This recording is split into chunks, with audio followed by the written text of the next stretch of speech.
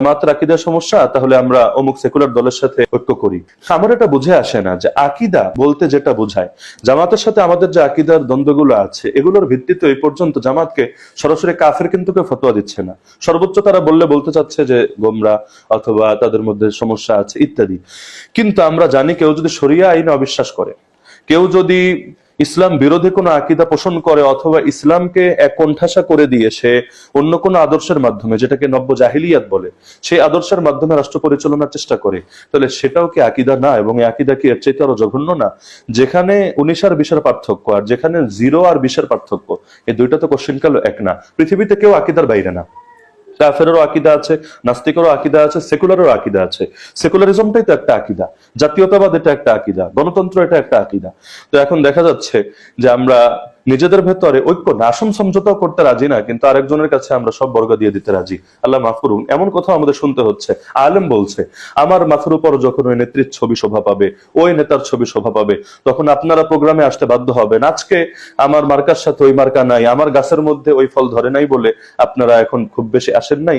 আর যদি আমার মাথার উপর নেত্রীর ছবি থাকে, সবাই আসতে বাধ্য হবেন। মানে আত্মমর্যাদা বোধ কতটা মরে গেলে মুখ থেকে এরকম কথা বের হতে পারে। এজন্য আমি মনে করি, একান্ত যদি ঐক্য নাও হয়, আল্লাহ না করুন, তারপরও প্রতিটা ইসলামী দলের নিজেদের স্বাতন্ত্র্য, নিজেদের আত্মমর্যাদা বোধ রক্ষা করা দরকার। হ্যাঁ, কোন সেকুলার দলের সাথেও যদি ঐক্য হয়, নির্বাচন কেন্দ্রিক ঐক্য, সেখানেও নিজেদের আকীদা এবং অবস্থান স্পষ্ট থাকা দরকার যে আমরা সেকুলারিজমকে সমর্থন করি না, শরিয়া আইনে অবিশ্বাস করাকে আমরা সমর্থন করি না, বরঞ্চ এই ক্ষেত্রে আমাদের অবস্থান এটা। এরকম ভাবে না বললে মানুষের ঈমান হুমকির মুখে পড়বে। তো সর্বোপরি আমার কথা হলো, স্বাধীনতার পর থেকে একটা বড় সম্ভাবনা যেহেতু আমাদের তৈরি হয়েছে, এই সম্ভাবনা কাজে লাগানোর দরকার।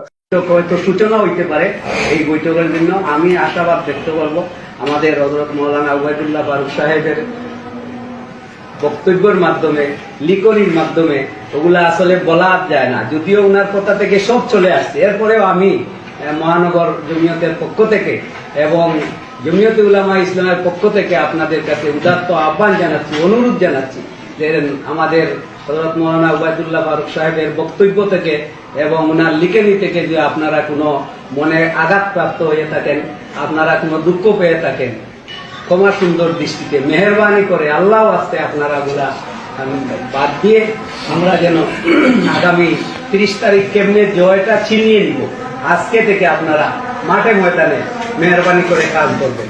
আমাদের উত্তর জেলার আজকের সভাপতি আপনাদের আমির সাহেব বক্তব্য রাখবেন এবং আমি দাওয়াত দিচ্ছি, আজকেও সরোবর বাজার জনসভা আছে, আপনাদের পক্ষ থেকে যতজন পারেন বক্তব্য দিবেন এবং আজকে থেকে যেন আমরা মাঠে ময়দানে আমরা থাকি, এই আশাবাদ ব্যক্ত করছি। মেহরবানি করে পিছনটা আর আপনারা এই বা ঈদের ভুলেছেন, ওগুলা যেন আপনারা একারে ভুলি দেয়। 18 বছর থেকে কিন্তু উনি কোনো কথাবার্তা বলেন না।